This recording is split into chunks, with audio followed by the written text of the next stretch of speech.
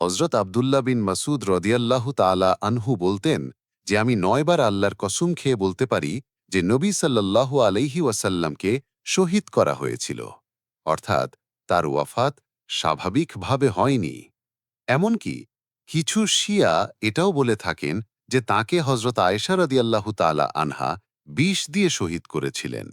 কিন্তু এর পেছনের আসল সত্যিটা কি? চলুন জেনে নেওয়া যাক। খাইবারের ঘটনা। খাইবারের যুদ্ধের পর এক ইহুদি নারী নবী সাল্লাল্লাহু আলাইহি ওয়াসাল্লামের জন্য বকরির গোশত রান্না করে নিয়ে আসে এবং সেই গোশত তিনি আপনার খিদমতে পেশ করেন। আপনি সাল্লাল্লাহু আলাইহি ওয়াসাল্লাম তার থেকে একটি টুকরো নিলেন এবং সাথে সাথেই সেই টুকরোটি কথা বলে আপনাকে জানিয়ে দেয় যে এতে বিষ মেশানো আছে। কিন্তু ততক্ষণে বেশ কিছু সাহাবী তা খেয়ে ফেলেছিলেন।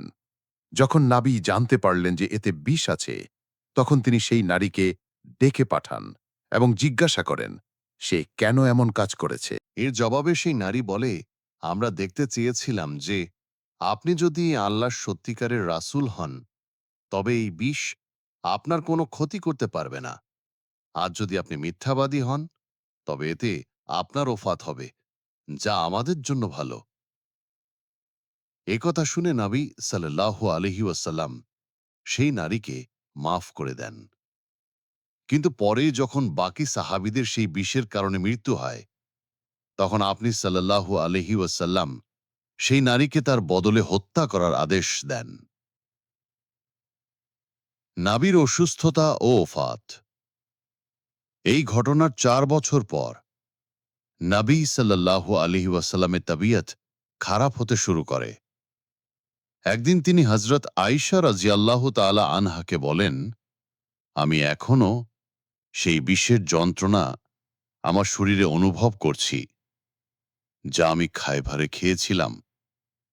আমার মনে হচ্ছে যেন সেই বিষ আমার শিরা কেটে দিচ্ছে।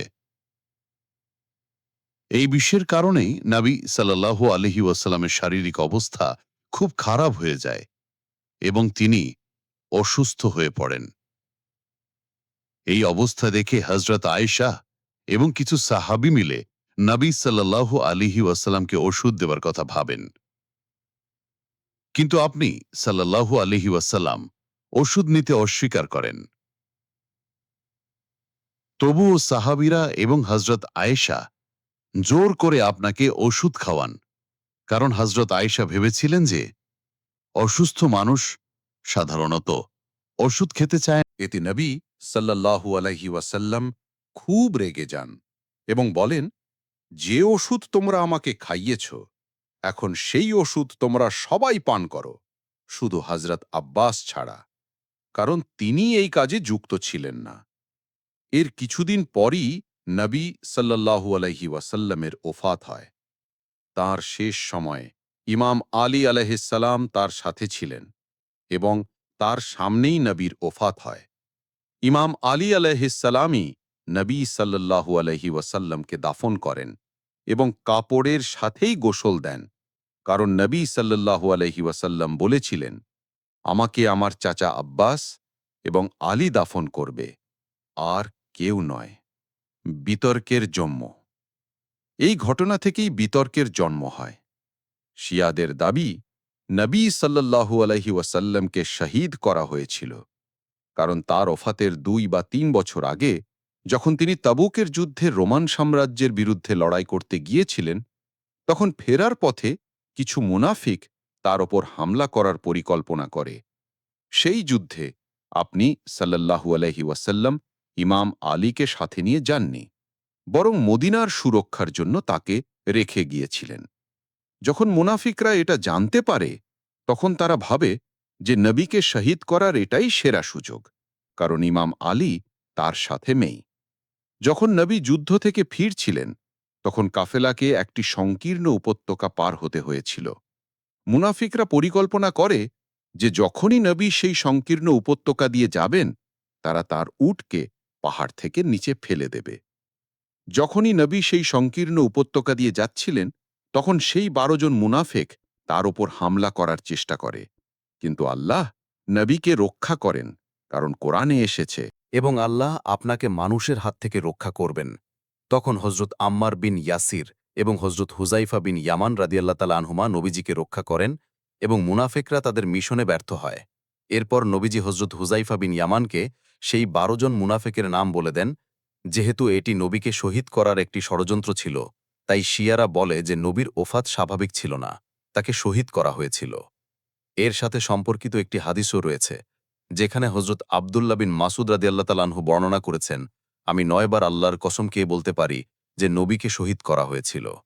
এই হাদিসের উদ্ধৃতি দিয়ে শিয়ারা তাদের দাবিকে আরও মজবুত করে।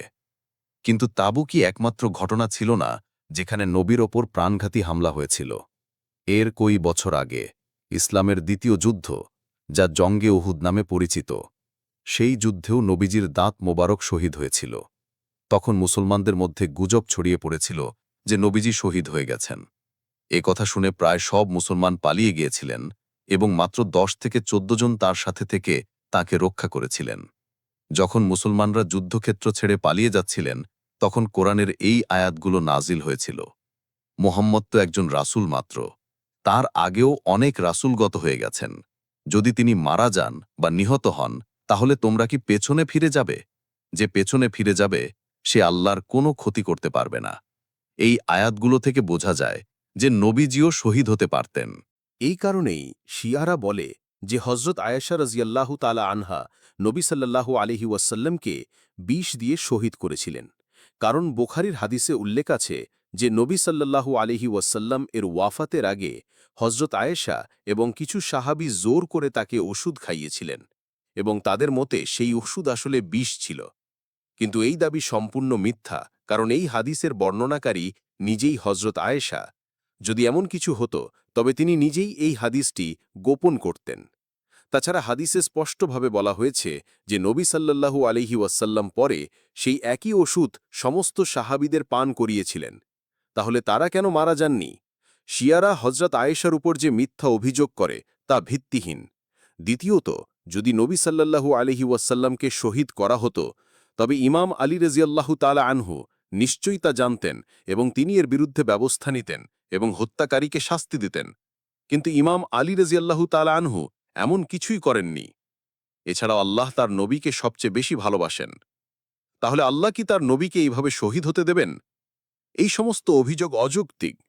যদি নবী সাল্লাল্লাহু আলাইহি ওয়াসাল্লামকে শহীদ করা এতই সহজ হতো, তবে হিজরতের সময়ই তাকে শহীদ করা হতো। যখন নবীর চাচা আবু তালিবের ইন্তেকাল হয়, তখন মক্কার লোকেরা নবী সাল্লাল্লাহু আলাইহি ওয়াসাল্লামকে শহীদ করার পরিকল্পনা করে। তখন আল্লাহ নবীকে মদিনায় যাওয়ার নির্দেশ দেন। তার জন্য মক্কা থেকে মদিনায় যাওয়া খুবই কঠিন ছিল। কাফেররা রাতে তাকে শহীদ করার পরিকল্পনা করেছিল। তাই নবী সাল্লাল্লাহু আলাইহি ওয়াসাল্লাম ইমাম আলী রাদিয়াল্লাহু তাআলা আনহুকে তার বিছানায় শুয়ে থাকতে বলেন, কারণ তার কাছে কাফেরদের কিছু আমানত ছিল যা ফেরত দেওয়ার ছিল। নবী সাল্লাল্লাহু আলাইহি ওয়াসাল্লামের কাছে নিজের জীবনের চেয়েও সেই আমানতগুলোর চিন্তা বেশি ছিল।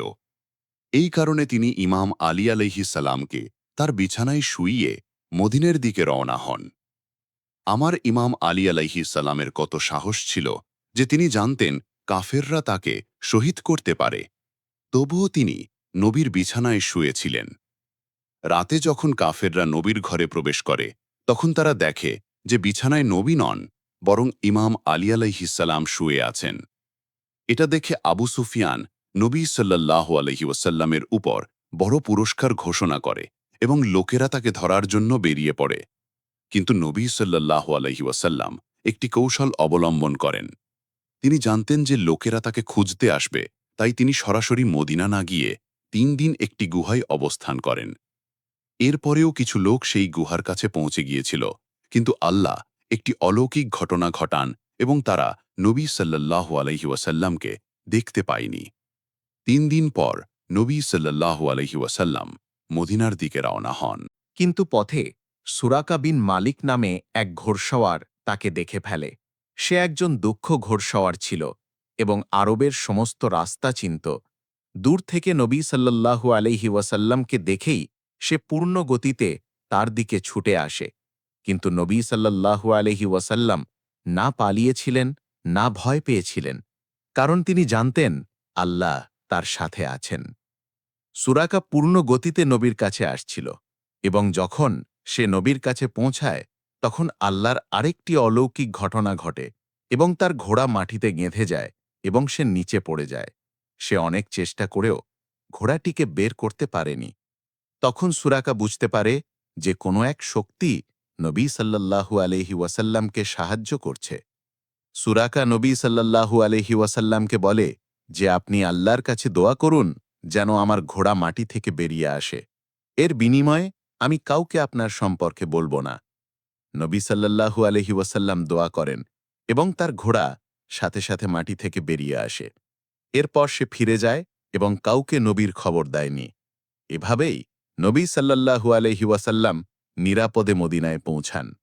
আল্লাহ নবী সাল্লাল্লাহু আলাইহি ওয়াসাল্লামকে সব সময় রক্ষা করেছেন, চাহে সেটা তাবুক, ওহুদ বা হিজরাত হোক। তিনি সবসময় আল্লাহর আশ্রয় ছিলেন। এই দিন কোনো মজাক নয় যে কেউ এত সহজে নবী সাল্লাল্লাহু আলাইহি ওয়াসাল্লামকে শহীদ করে দেবে।